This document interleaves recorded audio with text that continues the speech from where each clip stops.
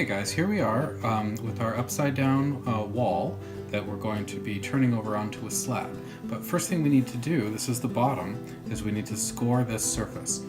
So for scoring, I like to use one of these scoring tools. It's like, I don't know, 6 or 8 little metal wires at an angle. They work really well. I think it's one of the best scoring tools out there because they're tight together, so it's really easy to get enough score marks into the clay.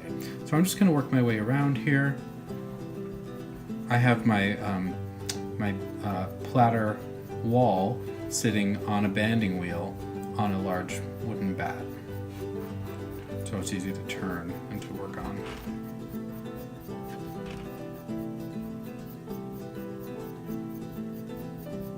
So this is what good scoring looks like. It's very, very thorough. You really don't want any really large marks with like unaffected clay areas. It has to be like really thoroughly scored like that. It takes a little bit of time.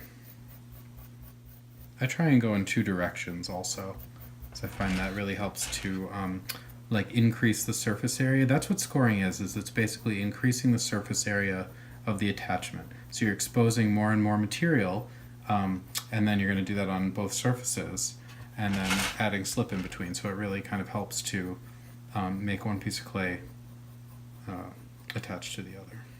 I'm just going to take, this is actually firmed up enough so I can kind of move it around without it being on a hard surface. That's important because I need to be able to set it onto and off of a slab. So I'm just going to pick it up and set it aside for a second. I just want to make sure that the center point is in the center, more or less.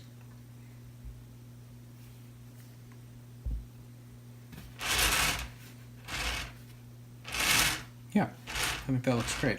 Okay, so a couple things we need to do now. We're going to need to mark the area we're going to score on our slab. So for that, I'm just going to use a stylus and just draw a line all the way around on the inside.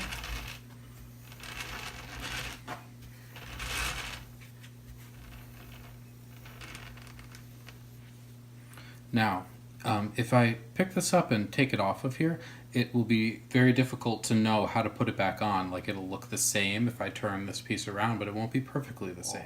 So I'm just going to draw a little line like this, and that will show me that I've got 2 little marks here and 2 little marks in the wall. So now I'll know which side to put it on in case I turn the slab over or something like that. So what I'm going to do now is actually cut.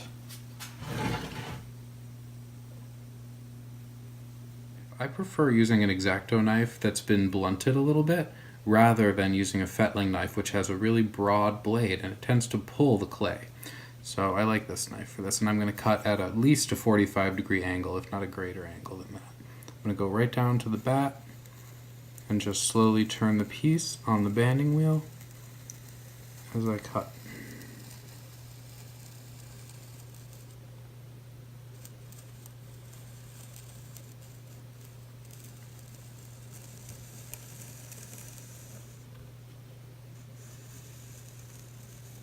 You can take your time with this and just gently turn. Make sure you're staying really tight to the wall with the knife.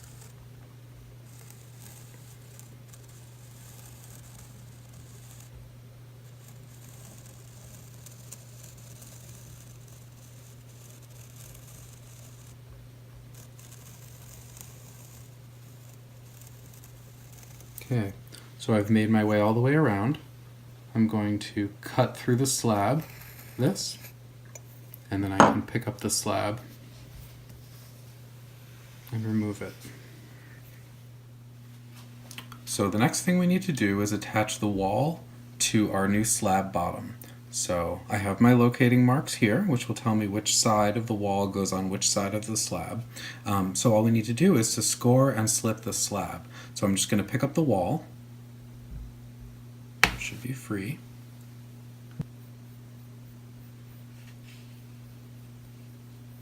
So I'm just going to take some slip now and I'm just going to brush it on. I'm not going to overdo it. You don't want too much, just enough to fill in the scored area. So I use a special recipe for my slip. It's not absolutely critical. It depends on the type of clay you're using, but I use what's called a stick-up slip.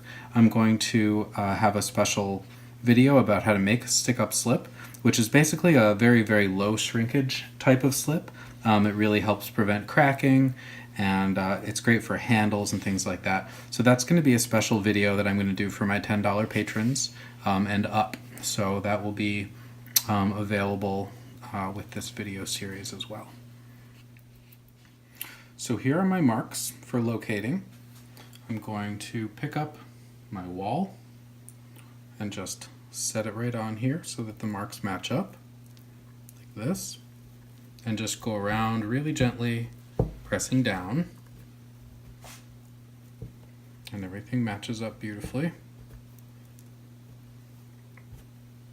And then the real attaching happens next. So I'm going to take my bat, my extra bat, set it on top here, and then I'm going to flip this again.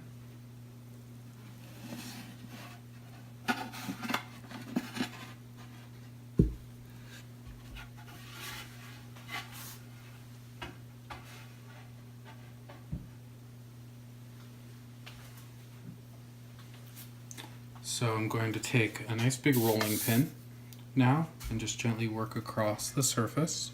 This slab will fall a little in the center, and that's okay. It'll straighten back out when you turn it back over. So you're listening right now for little pops, and what those are is air being sort of squeezed out of the scored areas. So you'll hear little popping sounds, and that's air getting displaced by slip.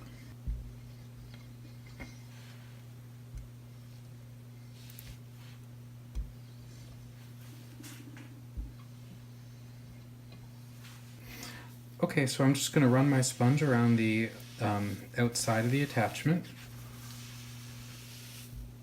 and just blend those two seams a little bit.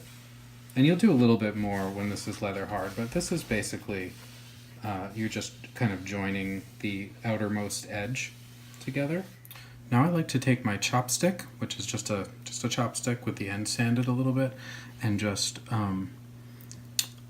apply some pressure to the edge, and you have to keep it clean, but apply some pressure to the edge where the wall meets the slab. And this just sort of helps to compress the attachment point and just helps prevent cracking and things like that. It's a good thing to do when you're hand building. I'm just applying a little bit of pressure on my second time around the attachment area where the wall meets the slab. And this will help prevent any cracking. So the last thing to do is just take a sponge and just run it around this edge and soften kind of the chopstick mark.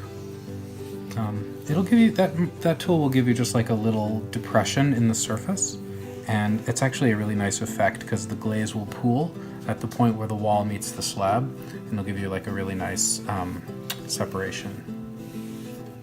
We can erase our locating marks now, just with the sponge.